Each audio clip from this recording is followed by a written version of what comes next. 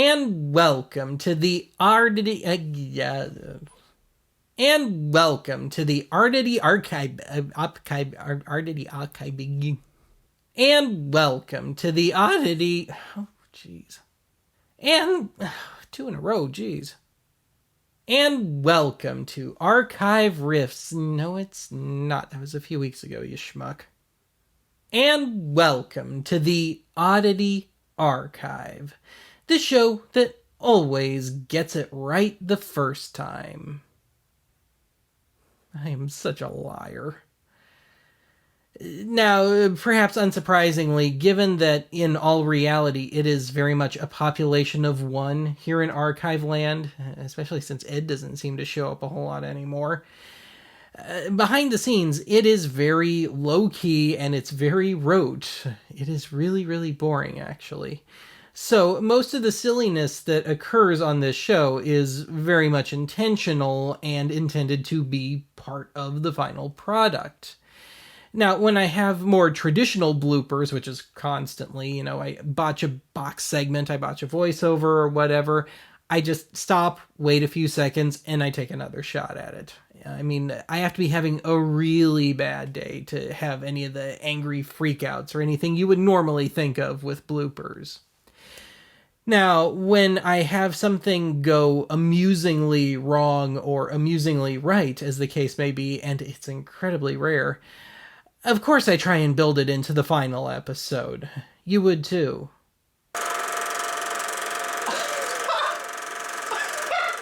But for me, it never really does go beyond that. Now, having said that, believe it or not, I have actually worked on a few production crews outside of Archive. And as such, I can honestly tell you that in a work environment like that, where it can get a bit tense at times, you need a release. Now, couple this with the fact that show people in general tend to be a little on the salty side. Things can get kinda crude at times.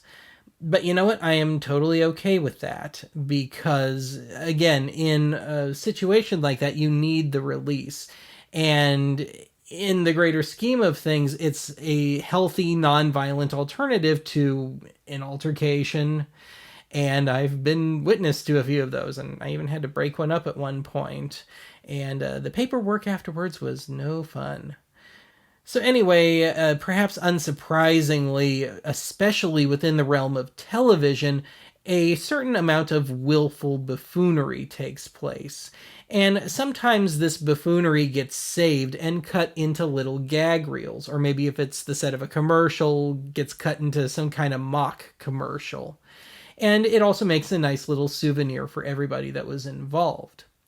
So, this is my little long-winded way of saying that today is Gag Reel Day here in Archive Land. If you're dumb enough to buy a new car this weekend, you're a big enough schmuck to come to Big Bill Hell's Cars. Bad deal. Cars that break down. Thieves. If you think you're going to find a bargain at Big Bill, you can kiss my ass. It's our belief that you're such a stupid mother... Did I mention it's going to be just a little more blue than usual today? So, I've only got one gag reel in my entire personal collection, but I think it's a good one. And so, mine, it's a dub obviously, but it sits at the end of this ancient Betamax K60 tape, which the tape itself dates to no later than the first half of 1977. And what we're going to be looking at here comes to us by way of the then National General Sales Manager for Chrysler Motors.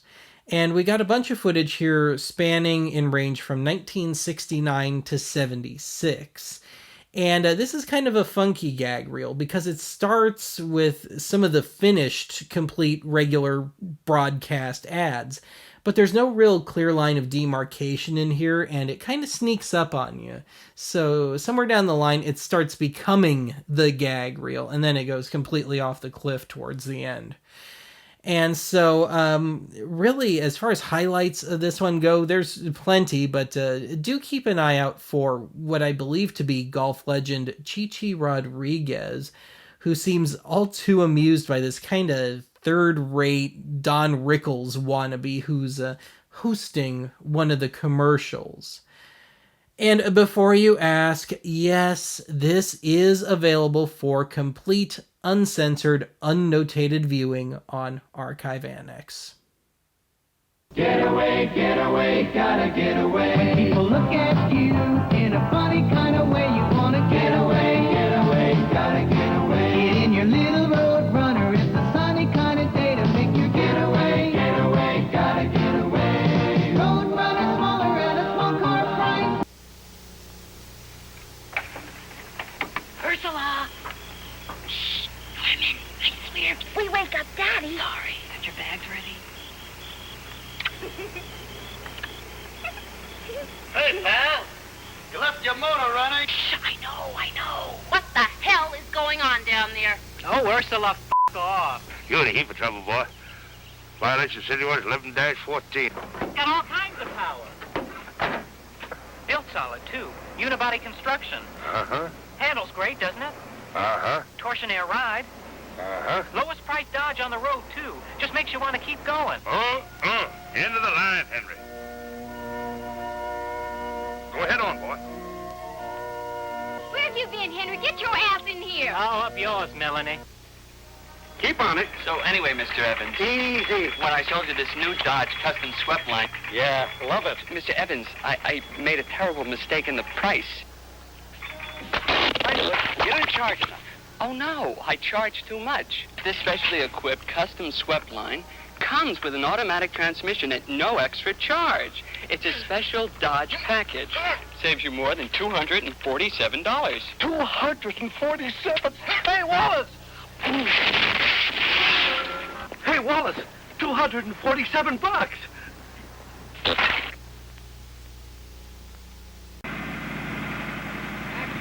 Some things just can't wait, like the Dodge Dart Springer 340.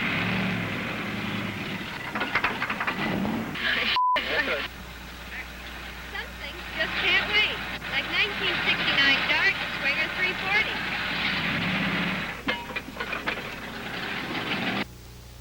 I can't hear you, Joe. What the hell is it with you? You can't hear anything all day. I've been asking you about it. I can't hear. I'm getting goddamn tired of it. And kid, I'm fed up with you stepping on me all day long. And lady, I'm tired of you. And I'm sick of you and you. Stand all of you. Fed up with you. Why would they allow Mexicans on his courts? What's an automatic transmission? I'm gonna show you. Super stud! The club cab. With 34 extra cubic feet behind the front seat. And now, besides the extra room, you get a little extra class, a little extra comfort, right here in the new Club Cab SC. The best motherfucking truck I ever owned, and that's no bullshit. Dodge, depend on it.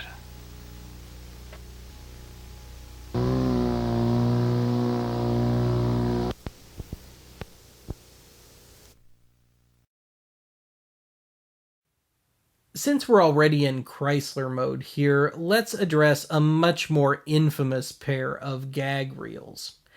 So, back in the 60s and early 70s, there was this pretty notorious line of mock commercials for the now long defunct line of Ralph Williams, and later Wilson, line of car dealerships. And at one point, these things spanned pretty much the entire West Coast. Now, Williams himself hosted a lot of these commercials, but he was kind of an unconvincing, hard sell kind of salesman. Hi friends, Ralph Williams for Wilson Ford. 1986 Ford cars and trucks are being delivered in great volume here at Wilson Ford. And now listen carefully. Every 86 Ford car and truck at Wilson Ford, 5.9 APR financing available. But the memorable ads came from Williams's real-life brother-in-law, spokesman Chick Lambert, who would, between straightforward takes, take the opportunity to, quite profanely, but still somewhat affectionately, lambast his boss/brother-in-law. And as a bit of trivia here, Chick Lambert almost always had his dog Storm in tow. Now, during the 60s and early 70s, it was Ralph Williams who was sponsoring KTLA's all-night movie marathons. And when Williams pulled out in the early 70s, he was replaced by a certain Cal Worthington. You might have heard of him if you watched this show long enough. But when Worthington took over, he decided to make it a permanent running gag of his to lampoon Chick Lambert and his dog Storm. So it became Cal Worthington and his ever-changing dog, Spot. Au revoir. Goodbye. Goodbye.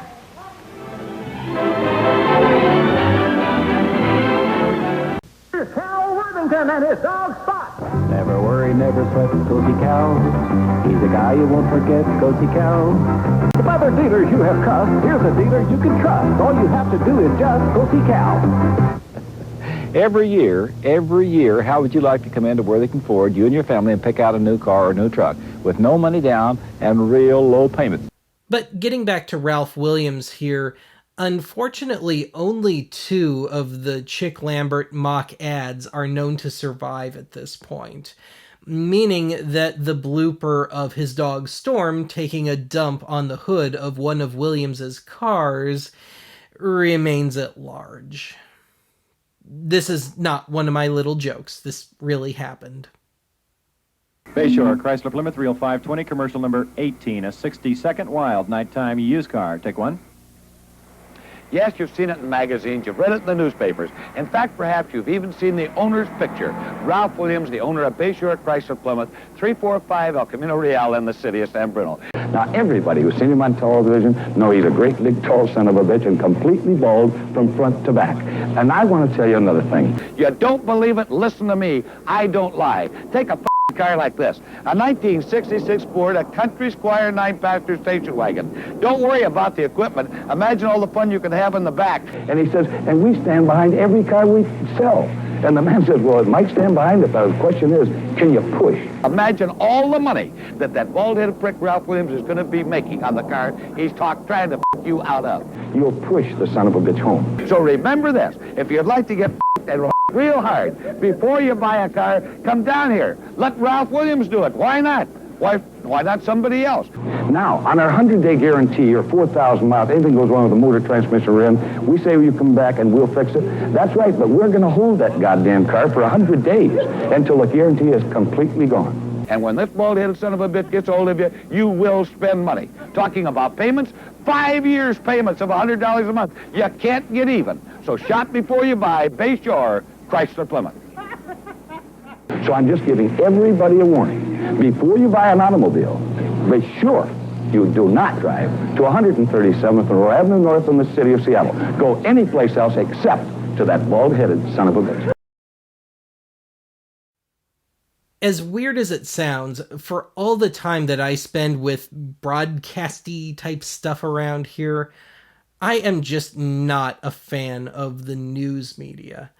I mean, seriously, it doesn't matter who you watch or who you listen to or who you read, everybody seems to have their own little stupid agenda, especially these days. And seriously, you can take the same would-be article from 3 different sources and walk away with 3 completely different stories.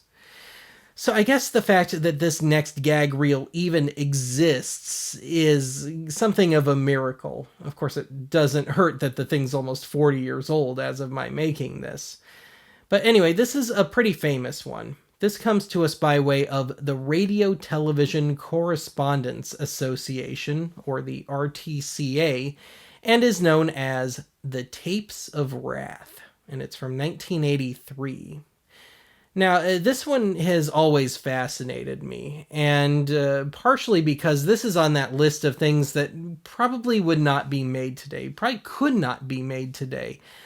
But in this case, not because some little activist group would have heartburn with it, but because the egos of those in the industry, at least from my perspective, have continued to swell and seemingly exponentially since the 80s. And I just don't think they'd have the humility for something like this today.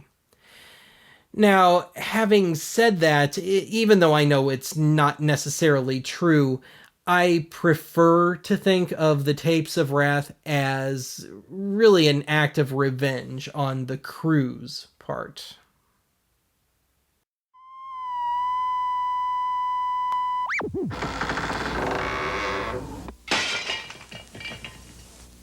Shut up.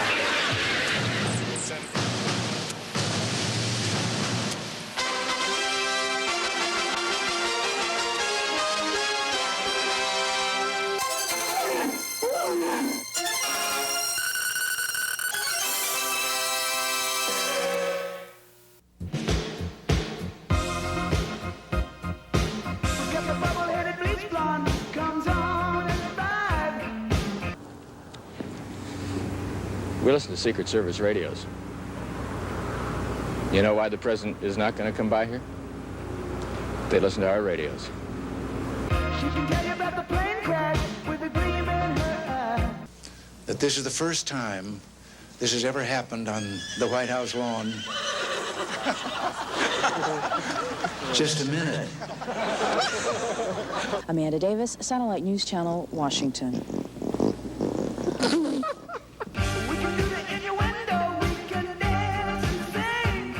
Well, if that's the woman, you tell her to shut up. We'd like the clothes, sir. We don't have the clothes yet. I haven't written the clothes yet, Mother.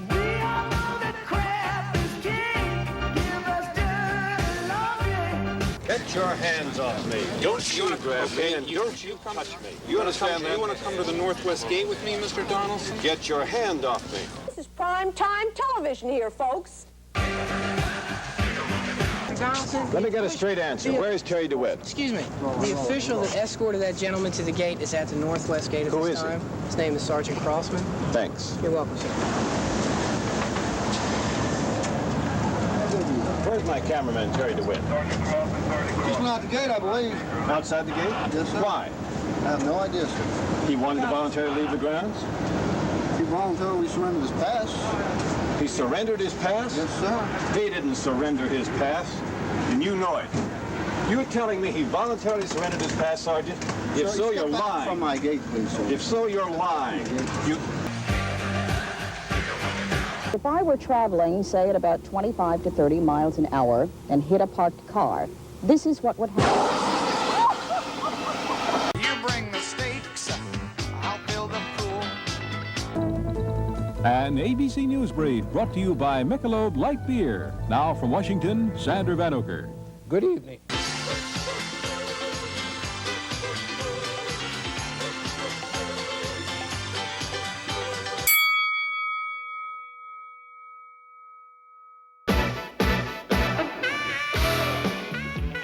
Is somebody on with somebody?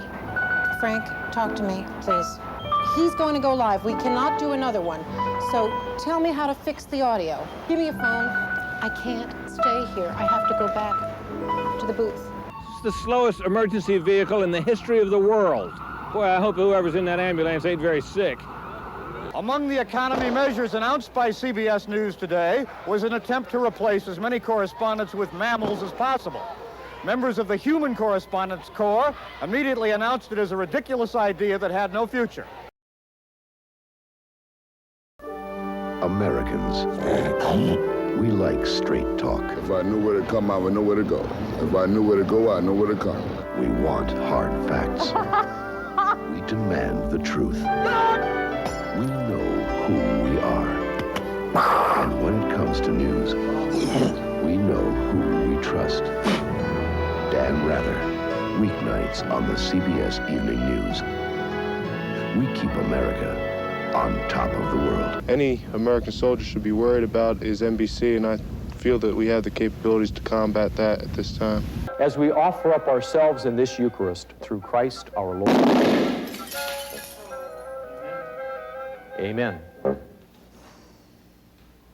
It's Andrea. I need help. Thank you. Bye-bye.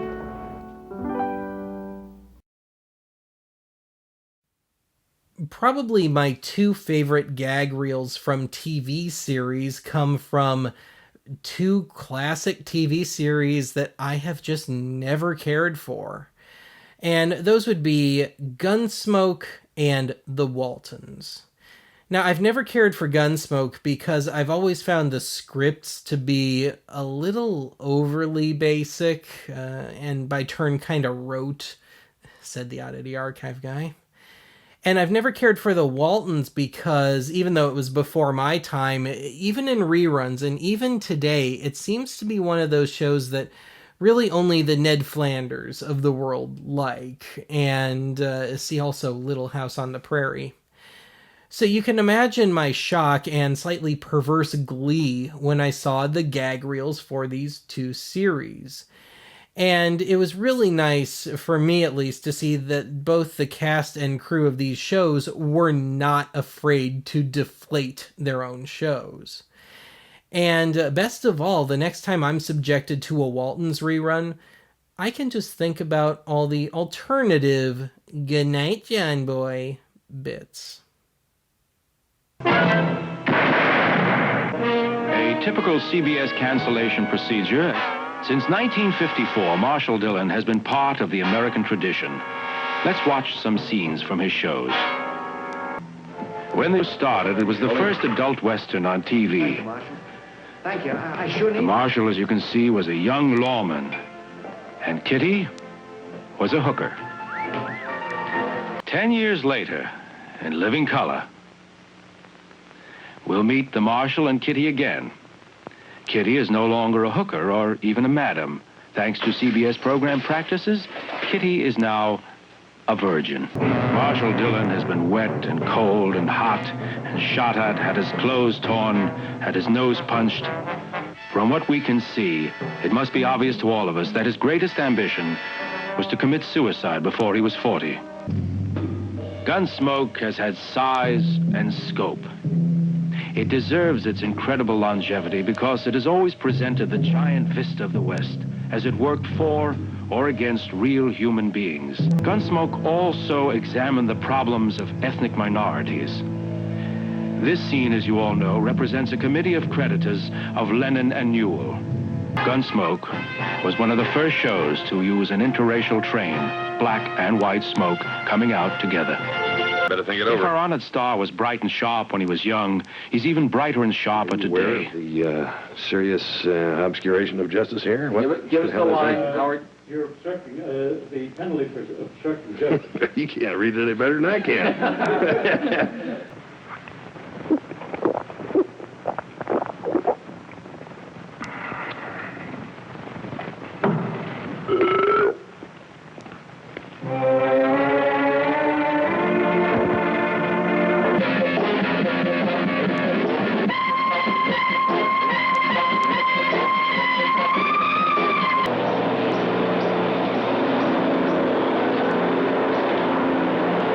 Why don't you gather your things together and we'll just hop this plane and we'll be in Paris tomorrow morning.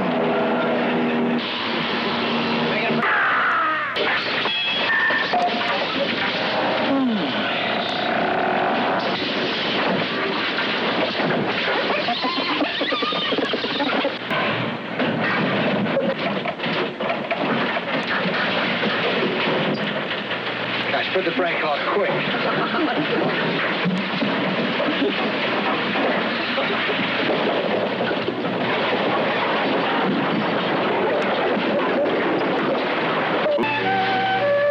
I can't take this cold shoulder anymore. Neither can I.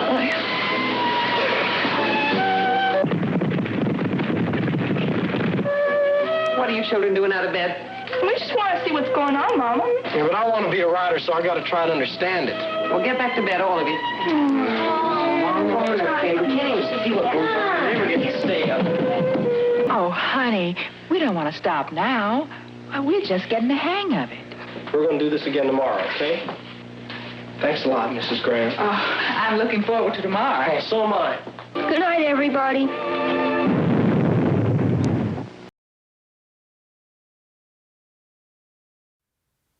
Well, that's it for today's archive. Join me next time when...